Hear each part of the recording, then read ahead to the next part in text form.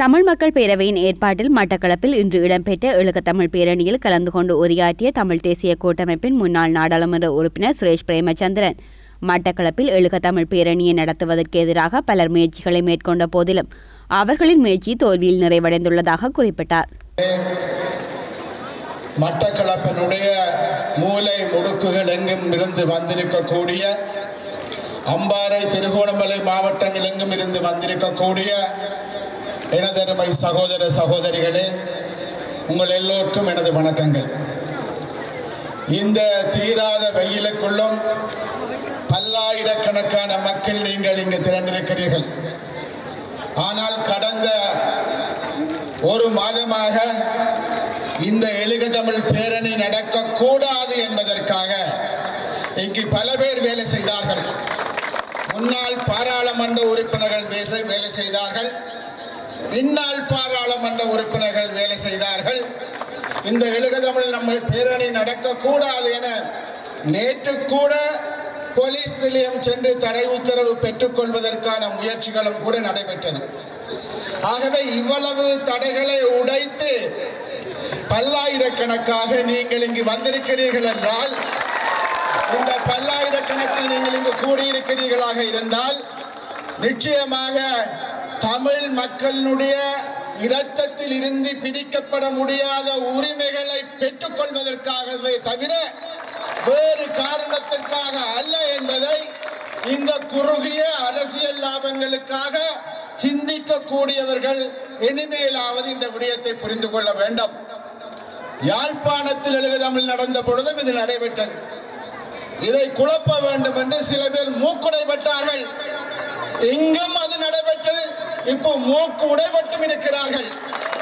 ஆகவே இன்னும் ஒரு கால எதிர்காலத்தில் இவ்வாறான தவறான கருத்துக்களுக்கு, சிந்தனைகளுக்கு இங்குள்ளவர்கள் இடம் கொடுக்க கூடாது என்பதை உங்கள் சார்பாக நான் சொல்லிக்கொள்ள விரும்புகின்றேன். இந்த ஈழத்தமிழ் பேரணி தொடர்பாக பல கருத்துக்கள் முன்வைக்கப்பட்டது. ஒரு இரவு விடயத்தை மாத்திரம் நான் சுட்டிக்காட்ட விரும்புகின்றேன். வருகின்ற மார்ச் மாதம் ஐநா மனித உரிமை பேரவையில் ஏற்கனவே கூறியது போன்று இன்னும் 2 வருஷ கால அவகாசத்தை அந்த 2015ஆம் ஆண்டு ஐநா மனித உரிமைகள் பேரவையில் கொண்டு வரப்பட்ட தீர்மானம் என்ன, ஒரு சர்வதேச நீதிபதிகளை உள்ளடக்கிய ஒரு நீதி பொறிமுறையை உருவாக்கி இங்கு ஒரு பொறுப்பு கூறல் இடம்பெற வேண்டும். காணாமல் போனவர்களுக்கு என்ன நடந்தது, கொல்லப்பட்டவர்களுக்கு என்ன நடந்தது, யுத்த குற்றங்களை யார் புரிந்தார்கள், இவர்களுக்கான தண்டனை என்ன, அதற்காக 2015ஆம் ஆண்டு செப்டம்பர் மாசத்தில் இருந்து இந்த 2017ஆம் ஆண்டு மார்ச் மாசம் வரை அவர்களுக்கு அவகாசம் வழங்கப்பட்டது. ஆனால் இந்த காலகட்டத்தில் ஒரு துரும்பு கூட நகர்த்தாத இந்த அரசாங்கம் இன்னும் ஒரு முறை இன்னும் 2 வருஷ கால அவகாசம் தாருங்கள், எண்ணத்தை புடுங்குவதற்கு. இவர்களால் எண்ணத்தை புடுங்க முடியும். நிச்சயமாக இவர்களால் தமிழ் மக்களுக்கு எதனையுமே செய்ய முடியாது. எங்களுக்கு தேவை சர்வதேச விசாரணையை தவிர இந்த அரசாங்கத்தில் இருந்து ஒரு துரும்பளவு நீதி நியாயத்தை கூட நாங்கள் எதிர்பார்க்க முடியாது என்பதை முதலில் எங்களது தலைவர்கள் புரிந்து கொள்ள வேண்டும், அவர்களுக்கு விளங்க வேண்டும். அவர்களுடன் இணைந்து செயற்படுவதன் ஊடாக 2 வருஷத்தால் அவர்களால் எதனையும் சாதிக்க முடியவில்லை என்பதை அவர்கள் புரிந்து கொள்ள வேண்டும்.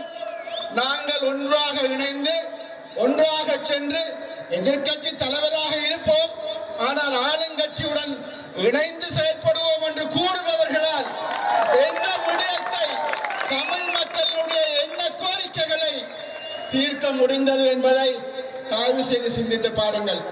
ஆகவே இன்று நான் நம்புகின்றேன், கௌரவ வடக்கு மாகாண முதல்வரும் இருக்கின்றார்.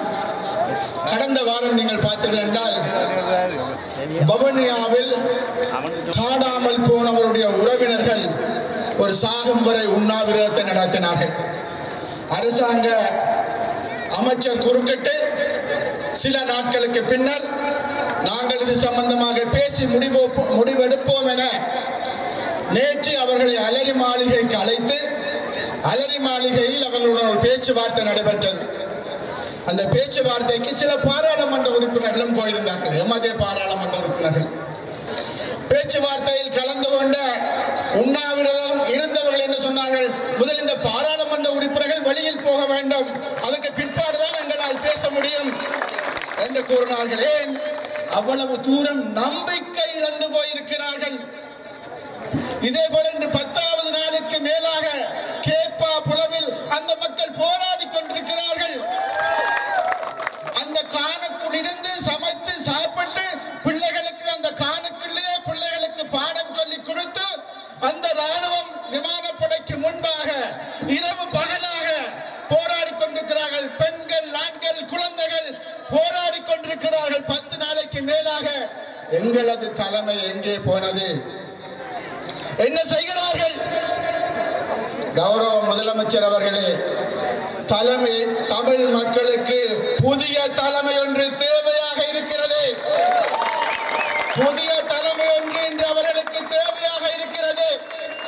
தமிழ் மக்களுடைய பிரச்சனைகள், உரிமைகள் பெற்றுக் கொள்ளப்பட வேண்டுமாக இருந்தால், தமிழ் மக்கள் இந்த மண்ணில் கௌரவமாக வாழ வேண்டுமாக இருந்தால், தமிழ் மக்கள் பாதுகாப்புடன் நிம்மதியாக வடகிழக்கு இணைந்த தமது தாயகத்தில் அவர்கள் சீரோடும் சிறப்போடும் வாழ வேண்டுமாக இருந்தால் அவர்களது உரிமைகள் என்பது பெற்றுக் கொள்ளப்பட வேண்டும்.